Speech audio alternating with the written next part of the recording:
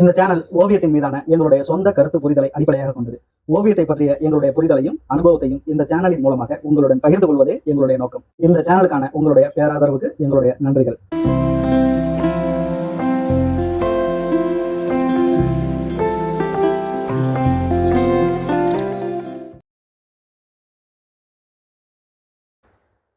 Welcome to சித்திரம் drawing studio. நாம் இந்த வீடியோவில் என்ன பார்க்க போகிறோம் அப்படின்னா, பென்சில்லையும் ப்ரஷ்லையும் எப்படி ப்ராக்டிஸ் பண்ணுறது அப்படிங்கிறது தான் நம்ம பார்க்க போகிறோம். இப்போது ஏன் நம்ம இந்த ப்ராக்டிஸை தொடங்கணும், இந்த ப்ராக்டிஸை பற்றி தெரிஞ்சவங்களுக்கு இதோட ஸ்ட்ரென்த் என்ன அப்படிங்கிறது புரிய வரும். அதே சமயம் நம்ம எந்த ஒரு செயலையும் முழுமையாக செய்யணும், அழகாக செய்யணும் அப்படின்னு நினச்சி ப்ரெசன்டேஷனுக்கு இறங்கிட்டோம் அப்படின்னா, நம்ம ப்ரெசன்டேஷன் முன்னாடி பண்ணுற பயிற்சி ரொம்ப ரொம்ப முக்கியமான ஒன்று. பெயிண்டிங் பண்ணுறோம் அப்படின்னா, எடுத்த உடனே நம்ம ப்ரெசன்டேஷனுக்கான பெயிண்டிங் பண்ணுறோம் அப்படின்னா அது எவ்வளோ அழகாக இருக்கும், சூப்பராக இருக்கும், ஒரு ஆர்டிஸ்டோட ஹேண்ட்லிங் எப்படி இருக்கும் அப்படிங்கிறது பார்த்தாலே தெரிஞ்சிடும். அப்போது நம்மளோட ஒரு ஓவியமும் பெயிண்டிங்கும் அழகாக இருக்கணும், மற்றவங்க ரசிக்கும்படியாக இருக்கணும் அப்படின்னு நினச்சோம் அப்படின்னா கம்பல்சரி நம்ம அதுக்கான பயிற்சி எடுத்தே ஆகணும். இந்த பயிற்சியின் மூலமாக நம்ம என்ன பண்ணுவோம், இப்போது பென்சிலுக்கான ப்ராக்டிஸ் நம்ம பண்ணும்போது பென்சிலை புரிஞ்சுக்குவோம், ரெண்டாவது பேப்பரையும் புரிஞ்சுக்குவோம். இப்போது இதோட ப்ராக்டிஸோட உச்சம் எதுவாக இருக்கும் அப்படின்னா, பென்சிலையும் பேப்பரையும் புரிஞ்சுக்கிற இடமா இருக்கும். பென்சில் பேப்பரில் உராயும் போது அந்த உராயிற சத்தம் நம்மளுக்கு கேட்கணும். அப்படி கேட்டுறதை உணர ஆரம்பிச்சிட்டோம் அப்படின்னா நம்ம ப்ராக்டிஸ் ரொம்ப பிடிச்சி செய்கிறதா அர்த்தம். அதே சமயம் ப்ரஷ்ஷில் ப்ராக்டிஸ் பண்ணுறதும் அவசியமான ஒன்றா இருக்குது. இப்போது நம்ம எந்த மெட்டீரியலை பயன்படுத்தினாலுமே முதல்ல நம்ம அந்த மெட்டீரியலை புரிஞ்சுக்கிறது ரொம்ப ரொம்ப முக்கியமாக இருக்குது. மெட்டீரியலை புரிஞ்சுக்கிட்டால் மட்டும்தான் அந்த மெட்டீரியலை எப்படி யூஸ் பண்ணணும், எப்படி யூஸ் பண்ணால் அதோட அவுட்புட் எப்படி வரும் அப்படிங்கிறது நம்மளுக்கு தெரிய வரும். இப்போது நம்ம பென்சிலுக்கான பயிற்சியில் நேரடியாக இறங்கலாம். இப்போது நம்ம ஒரு A4 சீட் எடுத்துக்கலாம். பென்சில் ஸ்டெட்லரில் 8B பென்சில் தான். அதோட எட்ஜில் ஒரு பக்கம் பட்டையாக வச்சுக்கோங்க. பென்சிலை பட்டையாக வச்சுருந்தா தான் நம்மளுக்கு கொஞ்சம் அதிகமான ஸ்பேஸில் ஈஸியாக கவர் பண்ணுற மாதிரி ஷேட் பண்ண முடியும். இந்த பட்டையான பகுதியில் தான் இப்போ நம்ம ஒரு கோடு போடுறோம். இப்போது பென்சிலோட மொத்தத்துக்கு அங்கே பட்டையாக இருக்குது. அதே பென்சிலை திருப்பிக்கிட்டோம் அப்படின்னா ரொம்ப தின்னான லைனும் இழுக்க முடியும். அப்போது பட்டையான லைனும் போட முடியும், ரொம்ப மெலிசான லைனும் இதில் போட முடியும். இப்போ நீங்கள் என்ன மாதிரியெல்லாம் உங்களுக்கு தோணுதோ அந்த மாதிரி பென்சிலில் கோடு மட்டுமே போட்டு பாருங்கள். பென்சிலை சுற்றி விட்டு கோடு போடுறோம். இப்போது திரும்புறதுனால பென்சிலோட கோடுகள்லாம் எப்படி உழுவுது அப்படிங்கிறதையும் கவனத்தில் வச்சுக்கோங்க. இப்போது நம்ம கண்டினியூவாக லைன் பண்ணலாம். இந்த லைன் எல்லாமே ஒரு ஃப்ளோவில் போய்கிட்டே இருக்கணும். இந்த ஃப்ளோ உடஞ்சிடக்கூடாது, பிரேக் எங்கேயும் ஆயிடக்கூடாது. இந்த பிரேக் ஆன இடமும் நம்மளுக்கு தெரியக்கூடாது. இப்போ பார்த்திங்கன்னா இதை அப்படியே வளைச்சி ஒரு யூட்டன் போட போகிறோம். இப்போது என்ன மாதிரி கோடு போட்டு ஆரம்பித்தோம், என்ன டைரெக்ஷனில் இப்போ போய்கிட்ருக்கோம் அப்படிங்கிறத கவனிங்க. இப்போது இந்த மாதிரி லைன் பண்ணுறதுனால உங்களுக்கு ஒரு ஃப்ளோ கிடைக்கும். நீங்கள் லைன் ப்ராக்டிஸ் பண்ணும்போது பென்சிலை எப்படி வச்சுருக்கீங்க அப்படிங்கிறது ரொம்ப முக்கியம். இப்போ பட்டையான பகுதி இருக்குது இல்லையா, இந்த பட்டையான பகுதியிலேருந்து இப்போது ஒரு லைன் பண்ணுறேன்.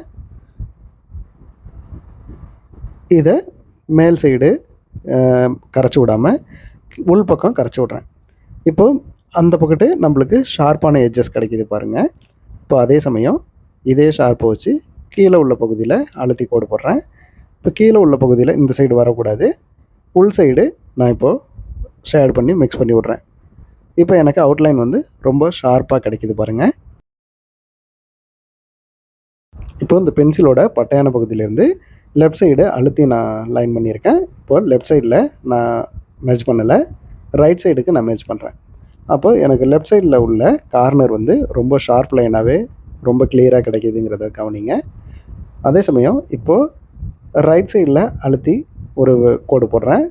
இப்போ ரைட் சைடில் எனக்கு ஷார்ப்னஸ் கிடைக்கிது, லெஃப்ட் சைடு உள்ள எனக்கு மெர்ஜ் பண்ணுற ஏரியாவாக கிடைக்கிது. இப்படி தான் பென்சிலை நம்ம யூஸ் பண்ணணும். எந்த பக்கம் நம்ம பென்சிலை வச்சு அழுத்தம் கொடுத்தா என்ன மாதிரியான கோடெல்லாம் உழுவுது அப்படிங்கிறத நீங்கள் கவனித்து புரிஞ்சுக்கிட்டால் மட்டும்தான் ரொம்ப ஈஸியாக லைன் ப்ராக்டிஸோ அல்லது வேறு எது வரைஞ்சாலுமே பென்சில் உங்களுக்கு சப்போர்ட் பண்ணும்.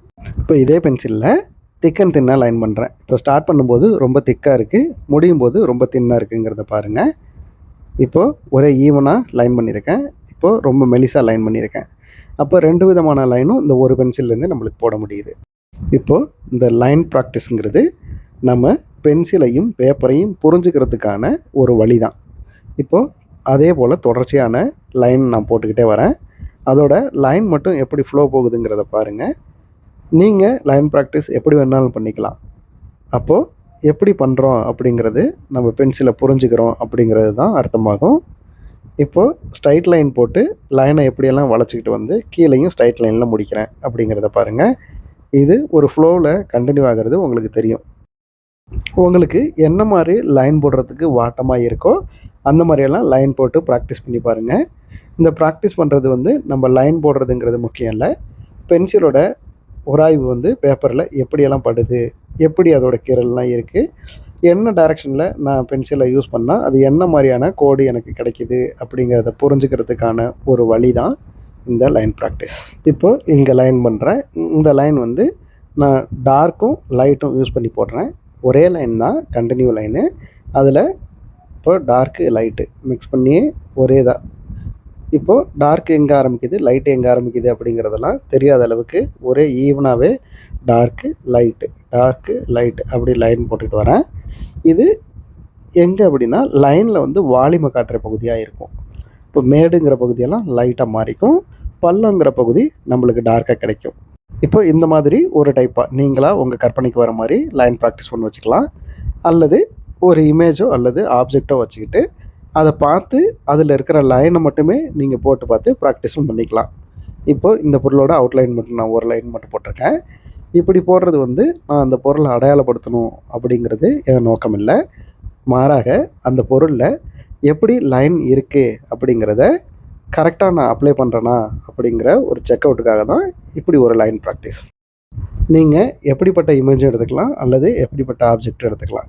அதுவும் இல்லை அப்படின்னா நீங்கள் வீட்லேயோ அல்லது ஸ்ட்ரீட்லேயோ எங்கே வேணாலும் இருக்கலாம். உங்கள் கண்ணு முன்னாடி என்ன இருக்கோ அதை பார்த்து கூட நீங்கள் இந்த மாதிரி லைன் போட்டு ப்ராக்டிஸ் பண்ணிக்கலாம்.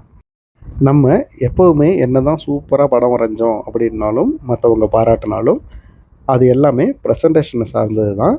அது நல்லா இருக்கலாம் அல்லது நல்லா இல்லாமல் கூட போகலாம். ஆனால் அது எல்லாத்துக்குமே அடிப்படையாக இருக்கிற இந்த பேஸ், இந்த லைன் ப்ராக்டிஸுங்கிறது, இதை எப்போவுமே நீங்கள் ப்ராக்டிஸ் பண்ணிக்கோங்க. இது வந்து அழகாக இருக்கணும் அப்படிங்கிற அவசியம் இல்லை. ஆனால் லைனில் உங்கள் கண் எதை பார்க்குதோ அதை கரெக்டாக லைனில் கொண்டு வர அளவுக்கு உங்களை ஸ்ட்ரென்தன் பண்ணக்கூடிய இடம் இந்த ப்ராக்டிஸ் மட்டும்தான். ப்ரெசன்டேஷன் என்றைக்குமே நம்மளை ஸ்ட்ரென்தன் பண்ணாது.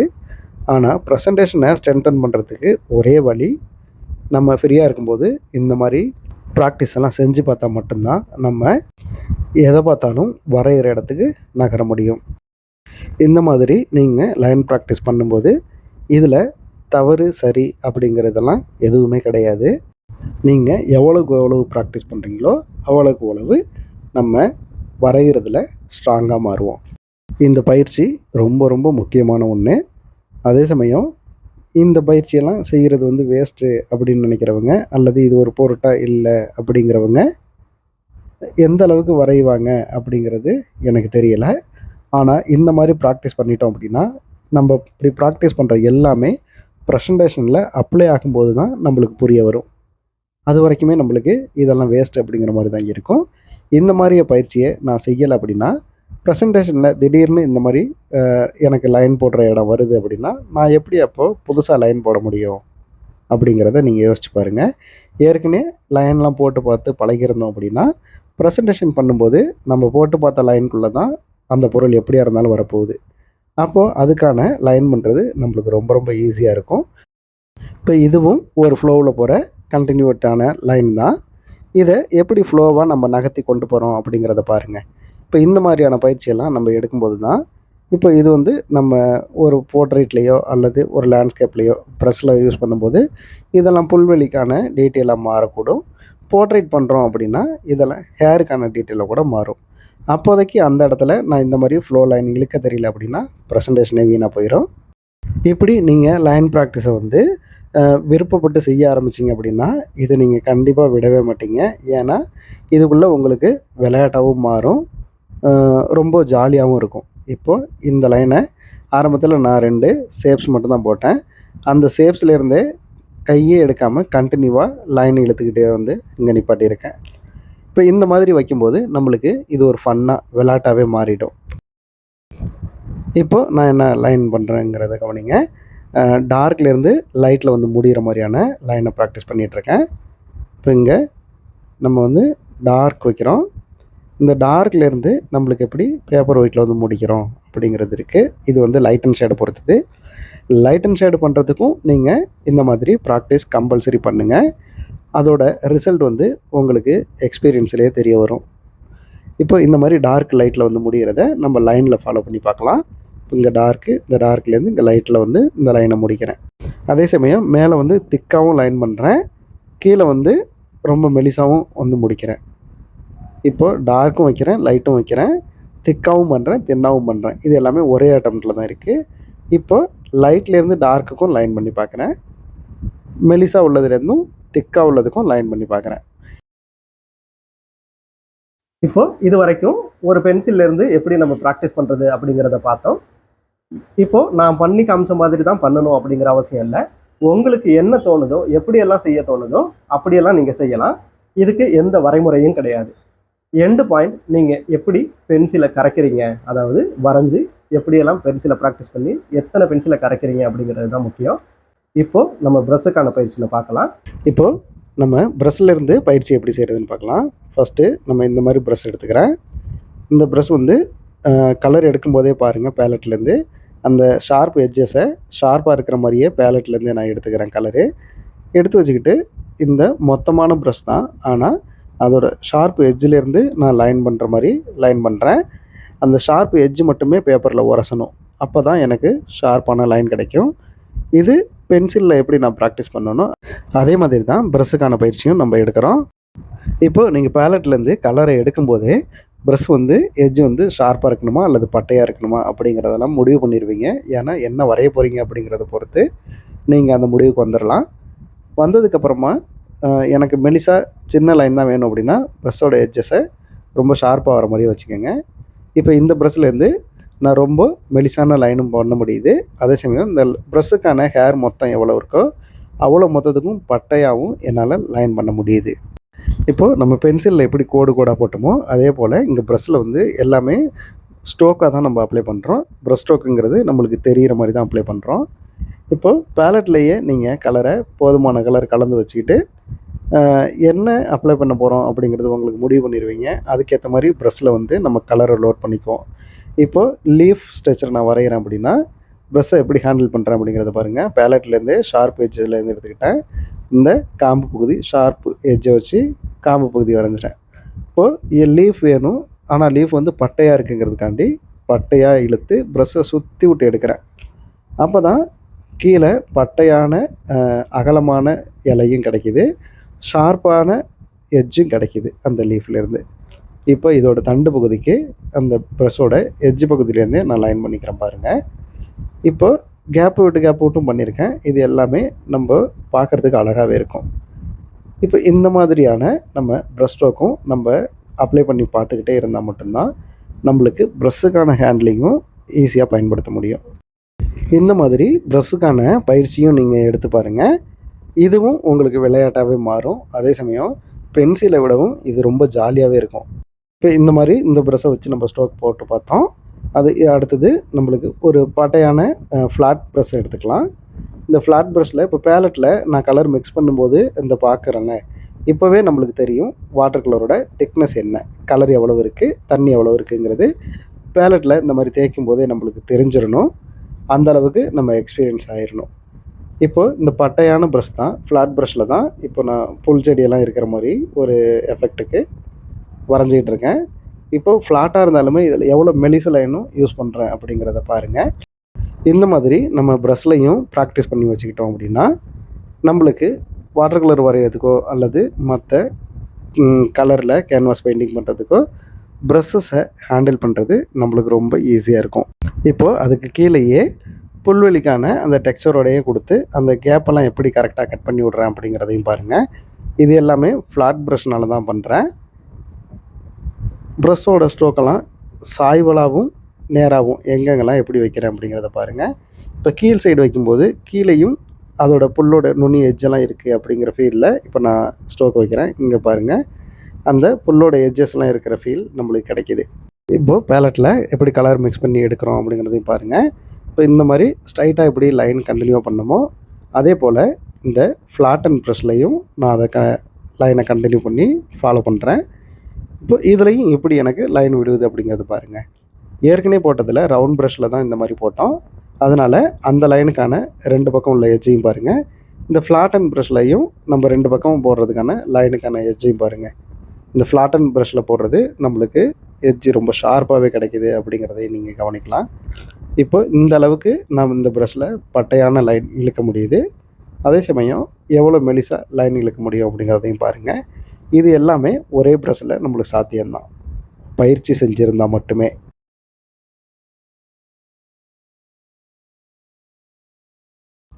நீங்கள் பேலட்டில் இப்படி கலரை எடுக்கும்போதே கலரோட அடர்த்தி உங்களுக்கு தெரிஞ்சிருக்கணும். இப்போ இந்த மாதிரி லீஃபை நம்ம இங்கே வரைய ஆரம்பிக்கலாம். முன்னாடி ரவுண்ட் ப்ரஷில் தான் நம்ம அந்த லீஃப் வரைஞ்சோம். இப்போ இந்த ஃப்ளாட்டன் ப்ரஷோட கீழே உள்ள எட்ஜ் ப்ரஷை எப்படி வைக்கிறேங்கிறத கவனிங்க. அந்த எட்ஜிலிருந்து நான் ரொம்ப மெலிசான லைனுக்கு வச்சு ப்ரஷ்ஷை அழுத்தி லீஃபுக்கான ஏரியாவோட அகலத்தை அழுத்தி அதிகப்படுத்தி நான் அதோட ஷார்ப் எட்ஜில் வந்து எப்படி முடிக்கிறேன். அப்போது இந்த அகலமான பகுதியை வைக்கிறதுக்கும் ப்ரஷோட அடர்த்திக்கு ரொம்ப மெலிசான லைனை எட்ஜை முடிக்கிறதுக்கும் ப்ரஷ்ஷை நான் எப்படி ஹேண்டில் பண்ணுறேன் அப்படிங்கிறத கவனிங்க. இப்போ இது எல்லாமே ஒரே ப்ரஷ்ஷாக இருந்தாலும் நம்ம மாற்றணுங்கிற அவசியம் இல்லை. ஒரே ப்ரஷ்ஷுக்கான ஹேண்ட்லிங்கிறதும் இப்படி தான். நம்ம நிறைய பேர் சொல்லியிருப்போம், ஒரே ப்ரஷ்ஷை வச்சு வாட்டர் கலரை முடிச்சிட்டாங்க அப்படின்னு. அவங்க பயிற்சி செஞ்சவங்களாக இருந்திருப்பாங்க. ஒரே ப்ரஷ் தான். இதில் வந்து இந்த மாதிரி திக்கான லைனும் போட தெரிஞ்சிருப்பாங்க, ரொம்ப தின்னான லைனும் போட தெரிஞ்சிருப்பாங்க. அப்போது நம்ம யூஸ் பண்ணுற பொருளை, ப்ரஷ்ஷை, பென்சிலை நம்ம எப்படி பயன்படுத்தினா அது எப்படி பயன் ஆகுது, அது என்ன மாதிரியான ரிசல்ட்டை நம்மளுக்கு கொடுக்குது அப்படிங்கிறத புரிஞ்சுக்கிட்டவங்களுக்கு ஒரு ப்ரஷ்ஷில் வரைகிறது சாத்தியம்தான். இப்போ இது வரைக்கும் ஃப்ளாட் ப்ரஷ் பார்த்தோம். இப்போ அடுத்த இது ரவுண்ட் ப்ரஷ் பார்க்கலாம். இந்த ரவுண்ட் ப்ரஷ் வந்து நம்ம ஃபஸ்ட்டு பார்த்த ரவுண்ட் ப்ரஷ்ஷை விட இது இப்போ நம்ம பார்க்குறது நார்மல் ரவுண்ட் ப்ரஷ் தான். இப்போ கலரை எடுத்து நல்லா மிக்ஸ் பண்ணிக்கலாம். இந்த மிக்ஸ் பண்ணும்போதே நம்ம கலரோட அடர்த்தியை பேலட்லேயே பார்த்துடலாம். இப்போ இந்த மாதிரி கண்டினியூவான லைன் நம்ம இந்த ப்ரஷ்ஷில் போட்டு பார்க்கலாம். இந்த ப்ரஷ்ஷோட எட்ஜு, இந்த ஷார்ப் எட்ஜு, இந்த மொத்தத்துலேருந்து இந்த ஷார்ப் எட்ஜில் எவ்வளோ லைன் அங்கே படுது அப்படிங்கிறத பாருங்கள். ரொம்ப மெலிஸ் லைனே தான் நம்ம போடுறோம். இப்போது இதுலேயே ரொம்ப பட்டையான லைனும் நம்ம போட முடியும், ரொம்ப பட்டை போக முடியாது. இந்த ப்ரஷ்ஷோட அடர்த்தி எவ்வளோ இருக்கோ அந்த ஹேருக்கான திக்னஸ் இப்போ போட்டிருக்கோம். இப்படி 2 விதமாக இந்த ப்ரஷ்ஷில் இருந்தும் நம்ம லைன் பண்ணிக்க முடியுது. ப்ரஷ்ஷோட ஹேர் அடர்த்தி எவ்வளவோ அவ்வளவுக்கு தான் கலர் லோட் பண்ணும். இப்போது இந்த கிராஸ் போட்டிருக்கோம் இல்லைங்களா, இந்த கிராஸ் ஸ்டைல், அதாவது அந்த brush stroke, cross brush stroke, அதை இப்போ இந்த ப்ரஷ்ஷில் நம்ம எப்படி போட முடியுதுங்கிறத பார்க்கலாம். இப்போ இந்த ஷார்ப் எட்ஜை மட்டுமே பேப்பரில் உரசுற மாதிரி நான் ப்ராக்டிஸ் பண்ணுறேன். அப்போ தான் அந்த ஷார்ப் எட்ஜு எனக்கு நான் இழுக்கிற டைரெக்ஷனில் மாறி வரும். இப்போ ப்ரஷ் என்னன்னா பென்சில் மாதிரி இல்லாமல் ஈஸியாக வளையக்கூடியது தான். அப்போது நம்ம ப்ரஷ்ஷில் கையாளுற விதத்தை பொறுத்தே லைனை வந்து வளைச்சும் போட்டுக்க முடியும். இப்போ சின்ன ப்ரஷ்ஷு, அதுக்கான டீட்டெயில் இந்த புல்வெளி சைடு அப்படி இருக்குது அப்படின்னா, இப்போ பாருங்கள் ஸ்ட்ரோக்லேயே தான் அடிக்கிறேன். இப்போ நம்ம வைக்கிறது எல்லாமே ஸ்ட்ரோக்கு தான். ஆனால் இது எல்லாமே ஒரு வேவில் போகிற மாதிரியான ஸ்ட்ரோக்கு தான் வைக்கிறேன். இப்போ நம்மளுக்கு பார்த்தாலே தெரியும் இது எல்லாமே ஒரே வேவில் போய் முடிகிற மாதிரி இருக்குது. இப்போ இந்த ப்ரஷ்லேருந்து நம்ம இந்த லீஃபுக்கான ஏரியாவை ஒர்க் பண்ணி பார்க்கலாம். இது தண்டு பகுதி. இந்த ப்ரஷ்ஷில் நம்ம லீஃப் வரைகிறது ரொம்ப ஈஸியாகவே இருக்கும். ஏன்னா ஃபஸ்ட்டு ஒரு அழுத்தம் வச்சு அழுத்திட்டு அப்புறம் ப்ரஷ்ஷை அப்படி தூக்கி எடுத்தோம் அப்படின்னா லைன் கிடச்சிரும். இப்போ அழுத்துகிற இடத்துல எனக்கு ப்ரஷ்ஷுக்கான அடர்த்தி, அந்த இலைக்கான அகலம் கிடச்சிருது. ப்ரஷ்ஷை பேப்பர்லேருந்து தூக்கும்போது எனக்கு என்ன கிடைக்குது, லீஃபோட ஷார்ப் கிடச்சிருது. அப்போது நம்ம வந்து ப்ரஷ்ஷை யூஸ் பண்ணும்போது ஒரே ஸ்ட்ரோக்கில் லீஃபுக்கான அடர்த்தியையும் அந்த லீஃபோட எட்ஜுக்கான ஷார்ப்பையும் ஒரே ஸ்ட்ரோக்லேயே அழுத்தி எடுத்துட முடியுது. இப்போ ப்ரஷ்ஷுக்கான பயிற்சி, இப்போ அழுத்தி எடுத்துகிட்டு வந்து இங்கே ஷார்ப்பில் வந்து முடிக்கிறேன். இப்போ ஃபஸ்ட்டு ஸ்டார்ட் பண்ணும்போது ப்ரஷ்ஷோட அடர்த்தி எவ்வளவோ அவ்வளவுக்கும் ப்ரஷ்ஷை அழுத்தி இங்கே ஷார்ப்பில் வந்து முடிக்கிறேன்.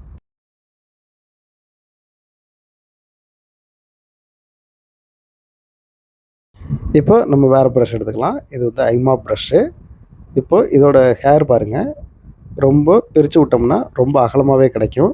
ஃப்ளாட் எடுத்து யூஸ் பண்ணோம்ல அந்த மாதிரி அகலமாகவே கிடைக்கும். எட்ஜை வந்து ஒன்று சேர்த்துட்டோம்னா ரொம்ப மெலிசான ஷார்ப் எட்ஜே கிடைக்கும். இப்போது ப்ரஷ்ஷில் நம்ம கலரை லோட் பண்ணிக்கலாம். இப்போ ப்ரஷ்ஷில் பேலட்லேருந்து ப்ரஷ்ஷை எடுக்கும்போதே நான் எப்படி பிரித்து எடுக்கிற பாருங்க. அழுத்தி திரிச்சு விட்றதுனால ப்ரஷ்ஷோட ஹேர் வந்து எப்படி பிரிஞ்சிருக்குங்கிறத கவனிங்க. இப்போ பிரிஞ்சதை வச்சுக்கிட்டு நான் என்ன மாதிரி எஃபெக்ட் கொடுத்து லைன் பண்ணுறேன் அப்படிங்கிறதையும் கவனிங்க. இப்போது நான் புல்வெளியெல்லாம் வரைகிறேன் லேண்ட்ஸ்கேப்பில் அப்படின்னா ஒவ்வொரு டீட்டெயிலாக ஒவ்வொரு புல்லாக என்னால் வரைஞ்சிட்டு இருக்க முடியாது. மொத்தமாக ஒரு ஃப்ளோவில் நோக்கி அடிக்கும்போது அந்த இடம் ஸ்டைலாகவும் அழகாகவும் இருக்கும். இப்போ அந்த மாதிரி தான் இந்த ப்ரஷ்ஷை நான் இந்த விதமாகவே யூஸ் பண்ணிக்கிறேன். இப்போது நமக்கு வந்து ஒரே ப்ரஷ் தான், ஆனால் அந்த ஒரு ப்ரஷ்ஷை நம்ம எப்படியெல்லாம் யூஸ் பண்ணலாம் அப்படிங்கிறது அதை யூஸ் பண்ணுறவங்களோட ஸ்கில்லை பொறுத்தது தான்.